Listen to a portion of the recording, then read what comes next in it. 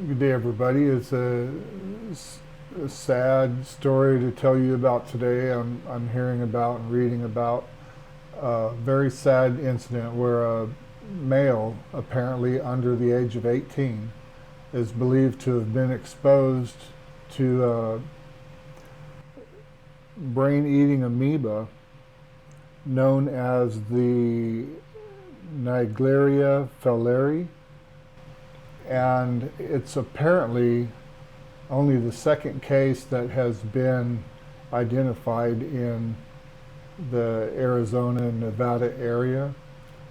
There's only been, since 1962, 154 cases of this infection that has caused death. Nearly half of all these cases were identified in Texas and Florida, and as I said, only one previously reported in Nevada. It's known to be found in waters that are ranging from 77 degrees Fahrenheit, which is 25 Celsius, to 115 degrees, which is 46 degrees Celsius. The teen who died was said may have been exposed to the microscopic organism during the weekend of September 30th, and he was in the Kingman Wash area on the Arizona side of the Colorado River reservoir behind Hoover Dam. The district publicized the case on Wednesday following the confirmation of the cause from the CDC, the Center for Disease Control. To be clear, based on what CDC is reporting, it cannot infect people if swallowed and is not spread from person to person. People are advised against jumping or diving into bodies of warm water, especially during the summer, and to keep their head above water in the hot springs or other untreated geothermal waters. The pool in pocket canyons in the vast vacation areas. It is 97% fatal, but 99% preventable. One of the ways you can protect yourself is by not jumping in the water to where it forces potentially the water to go up your nose.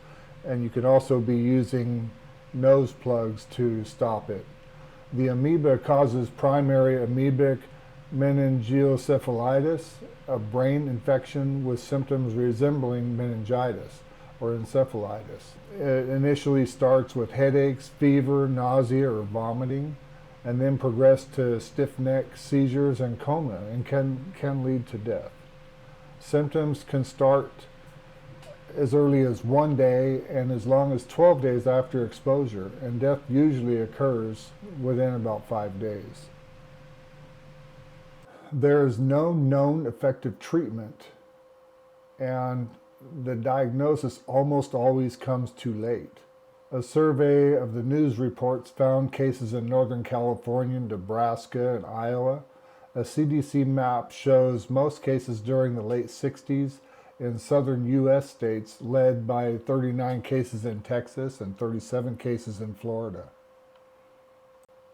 It is said that this has been a fairly average year for developing these cases, and obviously this has been a very warm summer, so that's led to probably a more critical potential.